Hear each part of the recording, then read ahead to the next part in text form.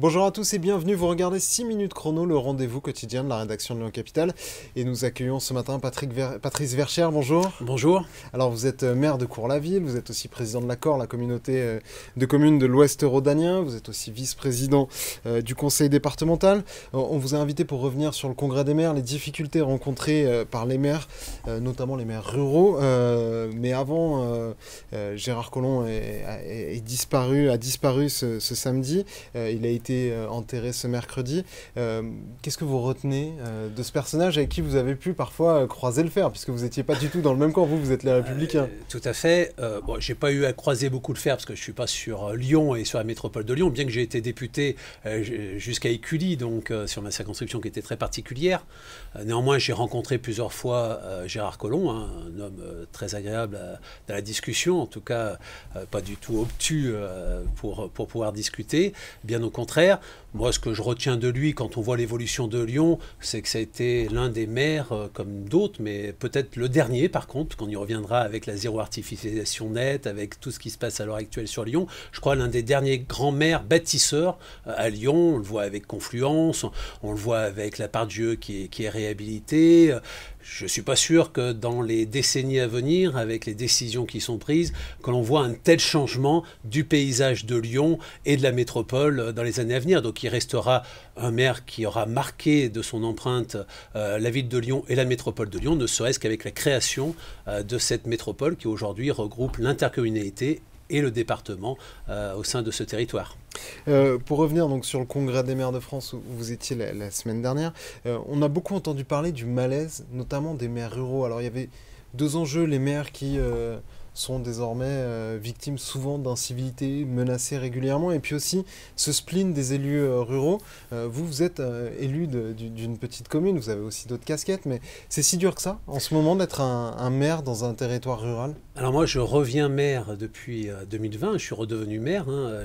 J'avais abandonné ce mandat en raison du cumul des mandats de parlementaire, et je reviens avec une approche qui me laisse penser que les choses ont mal évolué pour les communes.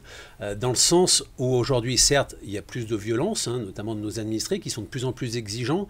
Je pense vous la ressentez, vous, au quotidien? Moi, je la ressens un peu moins, parce que peut-être j'ai une certaine stature, on va dire, et puis une grandeur qui fait que c'est peut-être un peu différent pour moi. Mais j'ai beaucoup de maires, notamment sur mon interco, qui subissent régulièrement des attaques parfois infondées, qui ne sont pas de leur fait, où les gens n'acceptent plus non plus certaines décisions. Et c'est malheureusement le cas. Il n'y a pas si longtemps sur Grand-Ry, où il y a eu justement une maire, le bâtiment de la mairie qui a été tagué, puis où il y avait un certain nombre d'excréments qui avaient été sur la mairie pour des choses qui peuvent paraître anodines. Il y a encore quelques années, on aurait dit, mais on n'aurait jamais réagi comme ça. Donc c'est vrai que la réaction de nos administrés sont parfois viriles. Heureusement, ça reste une minorité, mais je pense que c'est le lot de tout à chacun. Les professeurs sont dans la même situation, l'administration est dans la même situation, les journalistes sur le terrain sont dans la même situation. Je pense qu'il y a une partie de la population où voilà, on va dire le côté attaque orale et physique. La société clivée, c'est pas qu'un phénomène urbain. Non, nous, on voit souvent aussi les choses par un prisme urbain, hein, forcément. Mais vous le constatez, cette hystérisation de la société, oui, elle est aussi en milieu rural? Oui. Oui, elle augmente aussi en milieu rural. Pourtant, en milieu rural, le maire, il connaît encore davantage tous ses administrés par rapport à la ville, où bon, c'est plus difficile de connaître les uns et les autres. Mais on voit poindre depuis quelques années ces difficultés et voilà, ces attaques qui restent malheureusement pas toujours au niveau de l'oral, mais parfois physiques. Un des points qui a été soulevé aussi, une des difficultés soulevées par les maires, c'est cette fameuse loi zéro artificialisation nette. Alors ici, dans la région, on en a beaucoup entendu parler, puisque Laurent Wauquiez a décidé de ne pas l'appliquer, même si techniquement, il n'en a pas tout à fait les compétences, ça ne rentre pas dans son champ d'application. En quoi, pour un maire comme vous, ou un président d'intercommunalité comme vous, cette loi zéro artificialisation nette, donc ça veut dire qu'à partir de 2035, on commence à de moins en moins artificialiser des sols bétonnés, et puis en 2050, on interdit. Pourquoi c'est si compliqué? C'est pas tout à fait ça. C'est que dans cette loi issue de la loi climat et résilience, certains ont décidé de dire il faut moins artificialiser. On peut tous être d'accord là-dessus, sauf qu'une fois de plus, ça s'est décidé au niveau de Paris avec une vision parisienne de notre pays, et on se rend compte que son applicabilité sur le terrain, et notamment dans le milieu rural, est particulièrement difficile. Mais typiquement dans votre commune, je vais vous parler typiquement sur ma commune, mais sur l'ensemble de ma communauté d'agglomération, ce sera plus simple pour donner quelques exemples. Normalement, la référence, c'est on prend tout ce qui a été construit entre 2010 et fin 2020, c'est-à-dire 1er janvier 2010 au 31 décembre 2020, et vous avez de 1er janvier 2021 à 2035, vous avez droit à 50% de ce que vous avez consommé. Ça veut dire que si vous êtes une commune, pour une raison diverses et variées, vous avez peu consommé de terrain, vous avez droit à 50% de peu de choses. Si vous êtes dans une commune, dans le secteur de Lyon, on voit certaines communes, parce qu'il y a de l'attractivité, ne serait-ce dû par exemple à l'aéroport, où ça s'est beaucoup construit, ils ont 50% de beaucoup. Donc ils vont continuer encore à construire. Je vous prends l'exemple. Moi, j'ai une commune qui s'appelle Joux, qui voit passer l'autoroute A89. Donc, entre 2010 et 2020, il y a eu beaucoup d'artificialisation. Donc, il y a eu 12 hectares d'artificialisés sur cette commune. Ils ont droit à 6 hectares. Elle n'a pas besoin de 6 hectares. Alors, on va essayer de répartir ça sur l'interco.